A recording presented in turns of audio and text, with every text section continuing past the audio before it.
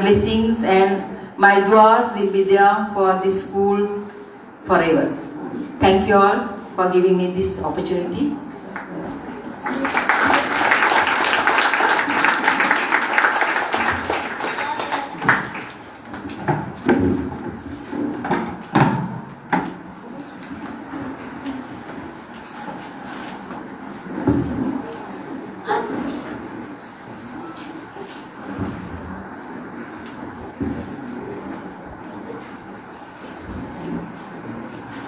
நன்றி.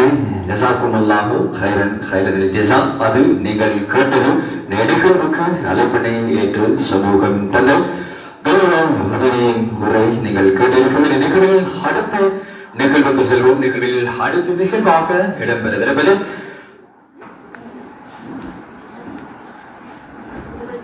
உண்மையில இந்த ஞாபகத்த சின்னங்கள் ஒவ்வொருவருக்கும் இருக்கும். ஒவ்வொருடைய வாழ்க்கையிலேயும் ஏதோ ஒரு ஞாபகார்த்தமாக வைத்துக் கொள்ளக்கூடிய சில நினைவு பொருட்கள் இருக்கும் இல்லையா? அப்படிதானே? சிறந்த வகையிலும் இன்றைய நிகழ்வுக்கு கௌரவ ரீதியாக வருகை தந்து நம்முடைய அழைப்பினை ஏற்று வருகிற நிகழ்வுடைய அக்குண மகளிர் பாடசாலையின் முன்னாள் அதிபர் திருமதி ரிஹானா ஜெயின் அவர்களுக்கு உண்டான அந்த நினைவு சின்னம் அதனை வழங்கி வைக்க அன்போடு இவ்விடத்துக்கு நான் அழைப்பது சிஎஸ்எம் கல்லூரியின் அதிபர் திருமதி ஷிஹாரா அவர்களை அன்போடு அழைக்கின்றேன். அந்த நினைவு சின்னத்தினை வழங்கி வைப்பதற்காக வேண்டி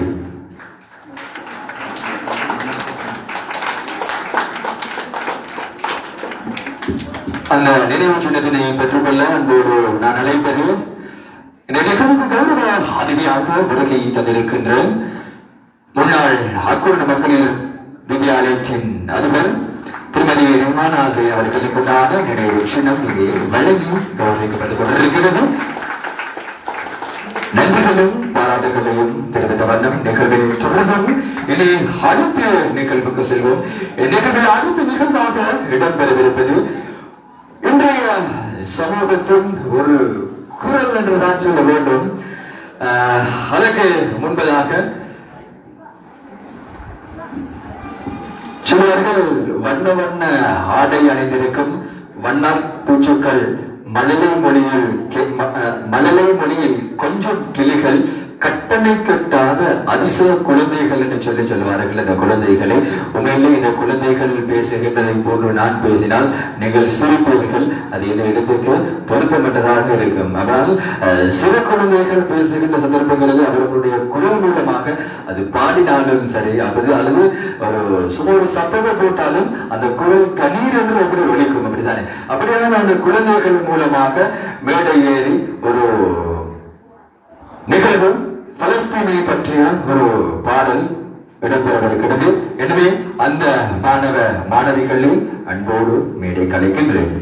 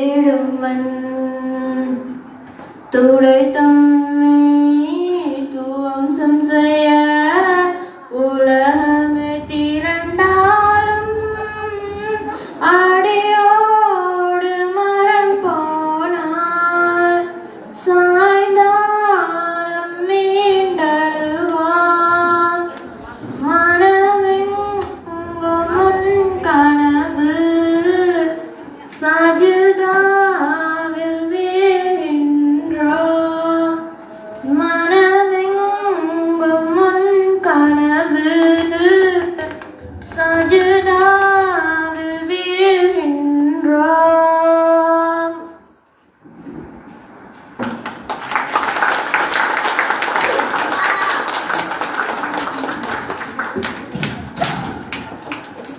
நன்றி, நன்றிகள். உண்மையிலே எவ்வளவான திறமையுள்ள ஒரு குழந்தைகள். இப்படியான நிலையில் இவர்களுக்குண்டான ஒவ்வொருவருக்கும் நிச்சயமாக ஒவ்வொருவருக்குள்ளும் ஒவ்வொரு திறமைகள் இருக்கும், ஆற்றல்கள் இருக்கும். அதை வெளிக்கொண்டு வந்து வெளி உலகுக்கு காட்டினால்தான் நான் யார் என்ற அறிமுகம் நிச்சயமாக கிடைக்கும். நிச்சயமாக இருக்கக்கூடிய ஒவ்வொரு குழந்தைகளாக இருக்கலாம், ஆசிரியர்களாக இருக்கலாம், பெற்றோர்களாக இருக்கலாம், ஒவ்வொருவரிடத்திலும் ஒவ்வொரு விதமான தனித்திறமை இருக்கும். நிச்சயமாக அது படிப்பில் மாத்திரமல்ல, அது விளையாட்டுத் துறையாக இருக்கலாம், அறிவிப்பு துறையாக இருக்கலாம், எத்துறையாக இருந்தாலும் ஒவ்வொருவருக்கும் நிச்சயமாக ஒவ்வொரு திறமை இருக்கும். என்னை பொறுத்த வரைக்கும் நான் நின்று மேடையில் இப்பொழுது அறிவிப்பாளராக இப்படி பேசிக் கொண்டிருக்கிறேன் என்று சொன்னால், என்னுடைய ஒரு முன்னைய காலத்தை எடுத்து பார்த்தால் என்னுடைய பெயர் நாமத்தை கேட்டால் நான் சரியாக கூட சொல்ல மாட்டேன். என்னுடைய பெயர் அஹ்மத். என்னுடைய பெயரை நீங்கள் யாராவது கேட்டால் உங்களோட பேர் என்ன தம்பி அப்படின்னு சொல்லி கேட்டால் உடனடியாக எனக்கு என்னுடைய பெயர் நாமத்தை சொல்ல முடியாது. என்னடி சொன்னால் அதாவது சொல்வார்கள் தெரியுமா, அந்த பேசுகின்ற சந்தர்ப்பங்களிலே நாவல் ஒரு கொண்டல் இருக்கும், அவசரமாக பேச முடியாது. அஹ்மத் என்று சொல்லக்கூடிய சந்தர்ப்பத்திலே அப்படி எடுத்துதான் என்னுடைய பெயர் நாமத்தை கூட நான் சொல்லுவேன்.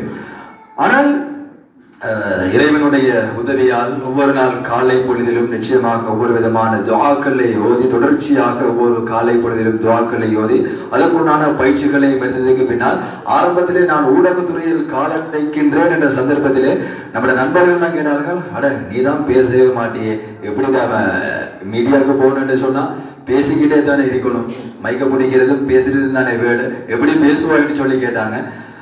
எனக்கு ஞாபகம் இருக்கின்றது, கல்லூரி காலங்களில் 10 ரூபாய் பேனாவை பிடித்து அறிவிப்பு செய்த ஒரு காலம். அந்த கல்லூரி காலங்களிலே அந்த 10 ரூபாய் பேனாவை பிடித்து அறிவிப்பு செய்த ஒரு காலம். அதனை தொடர்ந்து கல்லூரி காலங்களிலே அப்படி இருந்து மதரசாவுக்கு சென்று அல் குர்ஆனை மனனம் செய்யும் சந்தர்ப்பத்தை இறைவன் தந்தான். அங்கிருந்து அப்படியே படிப்படியாக இந்த துறையில் கால் வைத்து இன்று இறைவன் அருளால் இப்படி இருக்கிறேன். நான் சொல்லுவேன் என்னன்னு சொன்னால், நம்முடைய திறமையால மட்டும் எதுவும் செய்யலாம். முதலாவது நம்முடைய திறமையால பேசவோ படிக்கவோ எதுவுமே தான். முதலாவது இறைவனிடத்திலே நாம் இறைவன் பக்கம் திரும்ப வேண்டும். ஒரு 2 ரக்காத் தொழுகிறதாக இருக்கலாம், கையேந்தி துஆவுக்கு பின்னால் நம்முடைய முயற்சி பயிற்சி ரெண்டும் இருக்கணும். நிச்சயமாக பதவி சொல்வார்கள், பசித்திரு, தனித்திரு, விழித்திரு, இது 3 இருந்தால் பதவியை நிச்சயமாக அடையலாம். ஆனால் புகழ் எமக்கு நாளும் சொந்தம் கொண்டாட முடியாது. என்னுடைய சொன்னால் நிச்சயமாக புகழுக்குரியவன் இறைவன் ஒருவன் மட்டும்தான். எனவே அந்த இறைவனுக்கு நன்றிகளை சொல்லி தொடர்ந்தும் நிகழ்வில் அடுத்த நிகழ்வுக்கு செல்வோம். இனி நிகழ்வில் அடுத்த நிகழ்வாக இடம்பெறவிருப்பதை நிகழ்வுக்கு பிரதம அதிதியாக நம்முடைய அழைப்பினை ஏற்று சமூகம் தந்திருக்கும் ஒருவர் அன்போடு நான் அழைப்பது, மக்கள் மத்தியில் பிறந்து மனித வெள்ளத்தில் உயர்ந்து அனைவருள்ளத்திலும் அருகாய் நிறைந்து ஆளாய் விரிந்து பறந்து சிறந்து சும்மாங்கி நிற்கும் அவர் அக்குரண அஸ்ஹர் தேசிய பாடசாலையின் முன்னாள் அதிபர் கேப்டன் M.A.M. ஃபாரூக் அவர்களை அன்போடு அழைக்கின்றேன். உங்களுடைய பொன்னான வார்த்தைகளை இந்த மக்களின் மனதினை தூவிவிட்டு செல்வதற்காக வேண்டி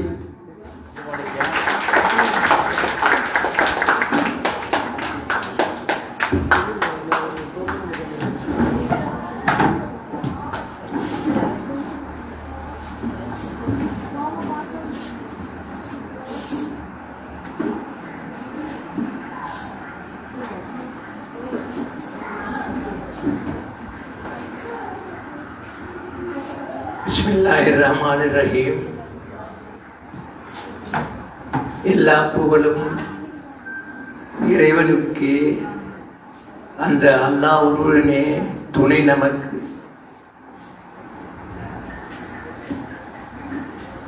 இக்கல்லூரியின் அதிபர், போஷகர், தலைவர் ஜனாப் ஏஎம்எம் தௌஃபீக் அவர்களே, இங்கு வருகை தந்திருக்கும் எமது விசேஷ அதிதி அக்குர்னா பாலிகா வித்யாலயத்தின் அதிபர் அவர்களே, மற்றும் இங்கு வருகை தந்திருக்கும் என்னுடைய நண்பர்களே, பெற்றோர்களே, ஆசிரியைகளே,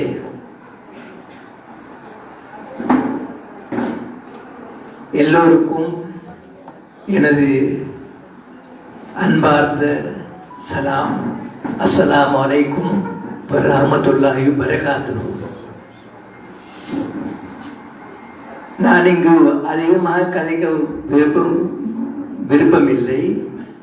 ஏனென்றால் எனது தமிழிலும் இப்பொழுது சில பிழைகள் ஏற்படுகின்றன, ஆங்கிலத்திலும் சில பிழைகள் ஏற்படுகின்றன.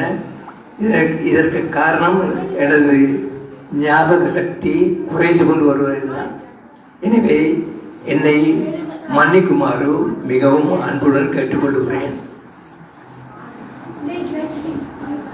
இந்த பாடசாலை பற்றி பேசுவதற்கு முன்பு, இதற்கு முன்பதாக ஏறத்தாழ 25 வருடங்களுக்கு முன்பு அக்குருளையில் நடந்த ஒரு கூட்டத்தை பற்றி பேச விரும்புகிறேன். நானும் இதற்கு முன்பிருந்த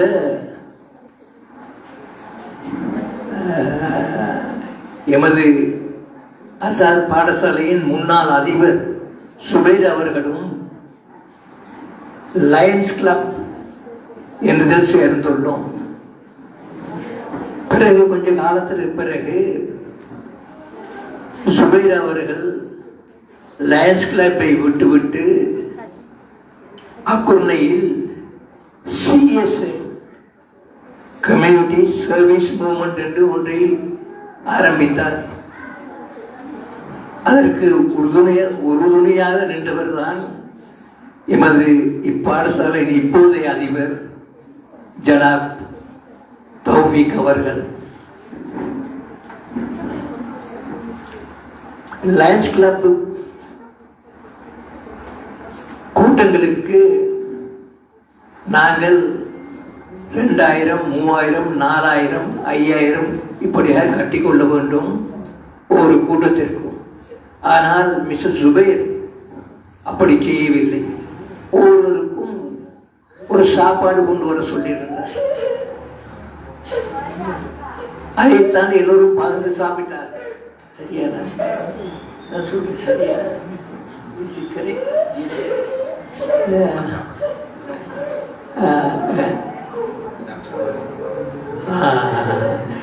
அப்ப என்னை அங்கு ஒரு பிரதான அதிதியாக அழைத்திருந்தார் மிஸ்டர் சுபைர் அவர்கள். நான் அங்கு சென்று பிரதான அதிதியாக கழித்த போது என்னுடைய ஒரு அனுபவத்தை சொன்னேன். அதாவது கேவி கேண்டி புடிச்ச அசோசியேஷன், இதிலிருந்து ஸ்ட்ரீட் சில்ட்ரன் இவர்களெல்லாம் அழைத்து அவர்களுக்கு கல்வியூட்டி பிறகு ஒவ்வொரு இடங்களிலும் வேலை தேடி கொடுத்து கொண்டிருந்தார்கள். எனவே நான் அந்த நேரத்தில் சொன்னேன், இந்த சிஎஸ்எம் விஎஸ்எம் ஸ்டார்ட் பண்ணிய சிஎஸ்எம் இதிலும் ஒரு லாங் டேர்ம் ப்ராஜெக்ட் ஒன்று ஆரம்பிக்க வேண்டும் என்று.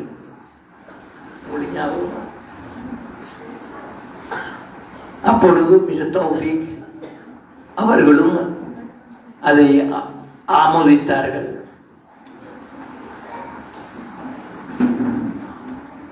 பிறகு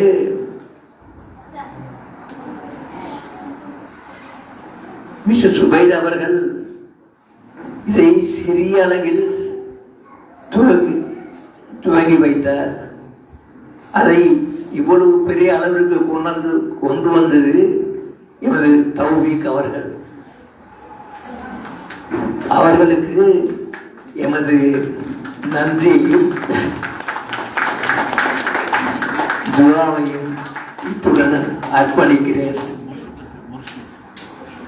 அவர் இல்லையெனில் இந்த சிஎஸ்எம் இது ஒரு காலத்திலும் இந்த நிலைக்கு வந்திருக்கார்.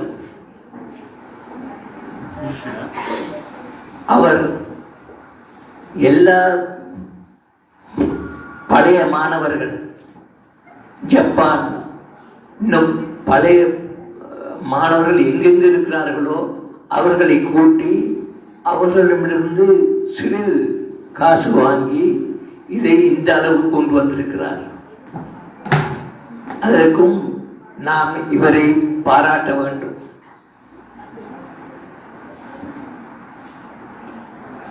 இப்பொழுது இந்த சிஎஸ்எம் பற்றிய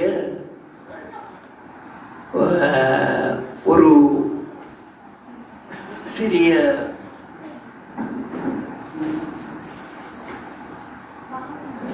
ஜனாப் கனி அவர்கள் அனுப்பியிருந்தார். அதை நான் வாசித்து காட்டுகிறேன்.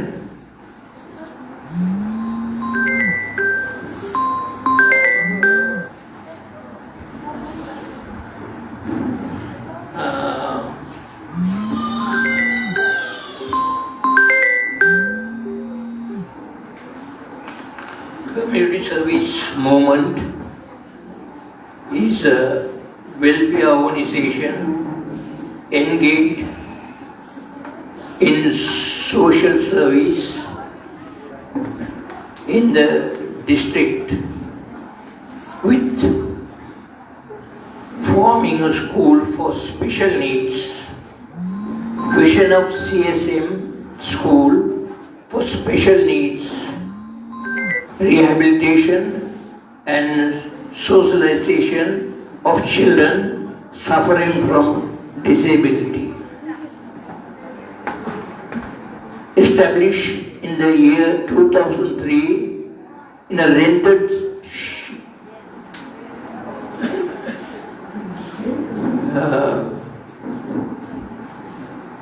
building, it shifted to its own complex in 2005. In addition to the above, CMS is engaged in social service, helping to the needy people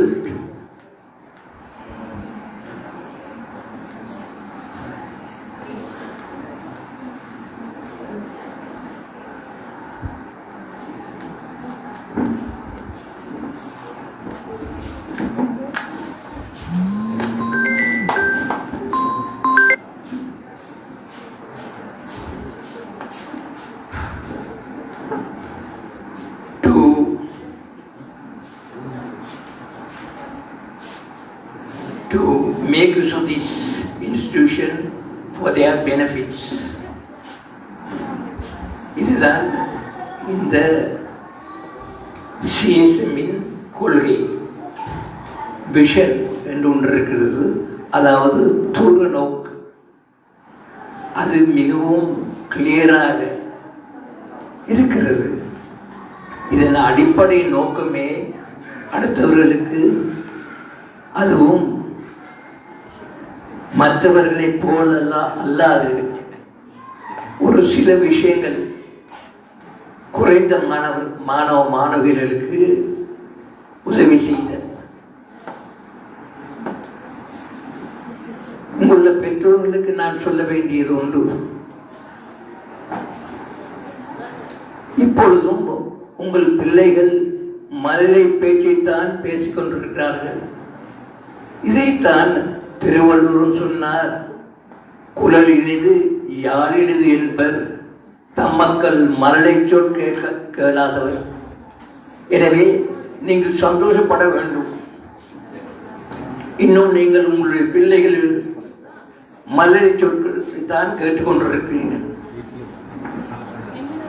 இவர்கள் கட்டாயம் சொர்க்கத்தை அடைபவர்கள். அங்கிருந்து கொண்டு நீங்கள் போகும்போது உங்களை வரவேற்பவர்கள் தான் இப்பிள்ளைகள். எனவே நீங்கள் கவலைப்படக்கூடாது, சந்தோஷப்பட வேண்டும். இந்த மாதிரி மல்லை சொல் கேட்டுக்கொண்டு இருப்பதற்கு சந்தர்ப்பம் கொடுத்த இந்த பிள்ளைகளை பெற்றெடுத்ததற்காக நான் வேறு அதிகமாக கதைக்க விரும்பவில்லை.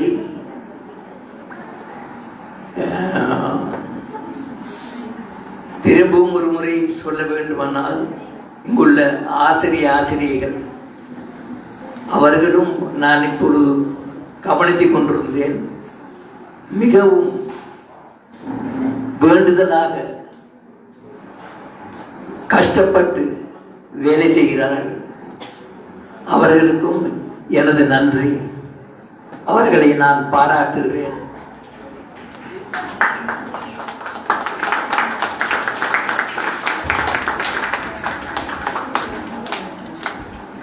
மற்றது, இங்கு வருகை தந்திருக்கும் அத்தனை பேருக்கும்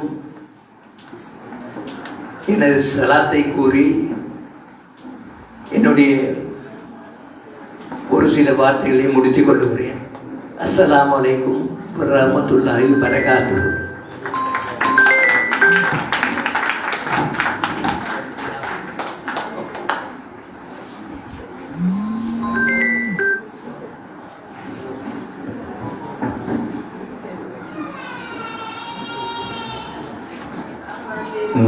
நன்றிகள். அவருடைய உரையில் ஏராளமான விடயங்களை பேசிவிட்டு சொல்லிவிட்டு சென்றிருந்தார். உண்மையும் அதுதான்.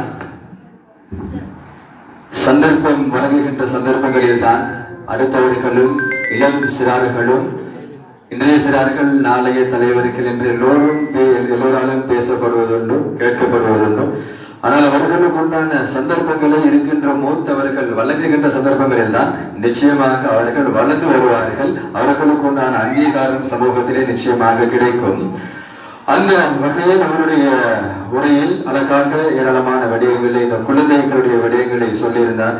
உண்மையில எந்த பாணியில சொல்றதாக இருந்தால், நான் சொல்றதாக இருந்தால், வருங்கால தூண்கள், வரலாற்று தங்கங்கள், எதிர்காலம் நீங்கள் என்றுதான் இந்த குழந்தைகளை நான் நிச்சயமாக சொல்வேன். ஏன் நான் எப்படி சொல்றேன்னு சொன்னா, அன்பு நபி ஸல்லல்லாஹு அலைஹி வஸல்லம் அவர்களுடைய ஒரு பொன்மொழி இருக்கின்றது. உலகத்துக்கு, இந்த உலகுக்கு உங்களுடைய வீடாக இருக்கலாம், அந்த ஊராக இருக்கலாம், நாடாக இருக்கலாம், உலகத்துக்கு இறங்கக்கூடிய பலாய் முசீபத்துகள், அசிங்கங்கள், அனாச்சாரங்கள், தேவையற்ற விடயங்கள், இவைகள் எல்லாம் இறைவனுடைய ஒரு பார்வையால் தடுத்து வைக்கப்படுகின்றது. காரணம், இப்படியான இந்த குழந்தைகள், இயலாதவர்கள், இப்படியான நபர்கள், மனிதர்கள் இருக்கின்ற சந்தர்ப்பங்களில் தான் இவர்கள் மூலமாக வானுலகிலிருந்து உலகத்துக்கு இறங்கக்கூடிய தேவையற்ற அசிங்கமான அனாச்சரியமான யுத்தங்களாக இருக்கலாம், ஏனைய விடயங்கள், இறைவன் அவைகளை அப்படியே நிறுத்தி வைக்க காரணமாக இருப்பவர்கள் இப்படியான இந்த அன்பான சொந்தங்கள் தான். எனவே அவர்கள் நிச்சயமாக நாளை மறுமையில் கேள்வி கணக்கின்றி சுவர்க்கம் நுழைவார்கள் என்று சொல்லி நிகழ்வில் அடுத்த நிகழ்வாக இடம்பெறவில்லை. இன்றைய நிகழ்வுக்கு பிரதம அதிதியாக இப்படி அழைப்பினை ஏற்று சமூகம் தந்த அகுட ஆசிரியர் தேசிய பாடசாலையின் முன்னாள் அதிபர் கேப்டன் M.E.M. ஃபாரூக் அவர்களுக்கு உண்டான நினைவு சின்னம் இங்கே வழங்கி கௌரவிக்கப்படுகின்றது. அந்த சின்னத்தினை வழங்கி வைக்கின்றார் CSM கல்லூரியின் ஸ்தாபக தலைவர் ஆசிரியர் A.M.M. தௌஃபீக் அவர்களுடைய கரங்களின் மூலமாக இந்த நினைவு சின்னம் வழங்கி கௌரவிக்கப்படுகின்றது.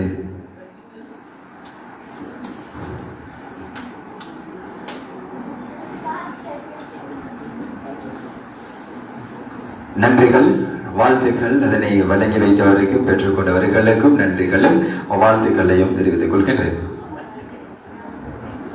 மன்னிக்க வேண்டும். ஜனாப் அகமது அவர்களை பற்றி நான் பெருமைப்படுகிறேன். அவரை பற்றி அவர் சொல்லும்போது அவர் எவ்வளவு கஷ்டப்பட்டு இந்த நிலைக்கு வந்திருக்கிறார் என்பதை அறிவித்தார். இதற்காக வேண்டி அவரை நாம் போற்ற வேண்டும்.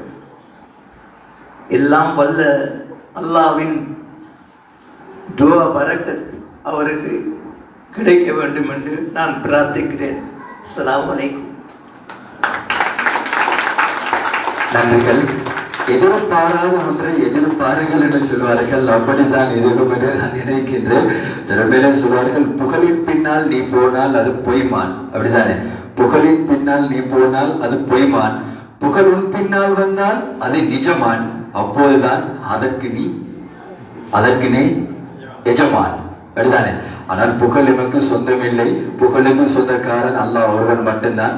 எனவே அவனுக்கு அனைத்து புகழும். அல்ஹம்துலில்லாஹ். என்னை தொடர்ந்து நிகழ்வில் அடுத்த நிகழ்வுக்கு செல்வோம். நிகழ்வில் அடுத்த நிகழ்வாக இடம்பெறவிருப்பது அழகியதொரு கண்காட்சி. அதாவது தன்னுடைய உடல் பாவனையின் மூலமாக அந்த நிகழ்வினை மேடையை நிகழ்த்த அன்போடு நான் அழைப்பேன்.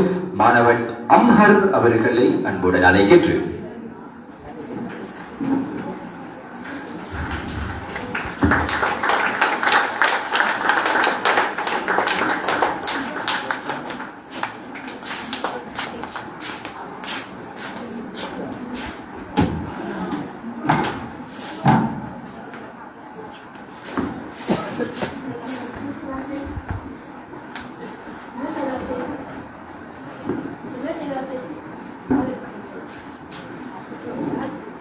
Body parts: head, touch your head, ears,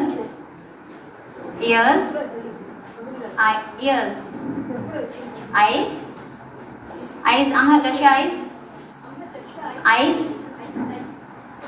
nose, teeth, cheeks, touch your cheeks, stomach, touch your stomach, yeah, stomach, hands, come. ஆம் சகோதரர்களே, நீங்கள் பார்த்திருக்கின்றது உண்மையிலே ஒரு நான் வெர்பல் சைல்ட். ஒரு வாயால் பேச முடியாது, ஆட்டிஸ்டிக் சைல்ட், வாயால் பேச முடியாது. ஆனால் அவர்களுடைய செவிப்புலன் மிக சிறந்ததாக இருக்கின்றது. அதே நேரத்தில் அவருடைய காக்னிட்டிவ் பவர், அவரை விளங்கக்கூடிய சக்திகள் இறைவனுடைய படைப்பிலே ஒரு விசேஷமான படைப்பு தான் இவர்கள்.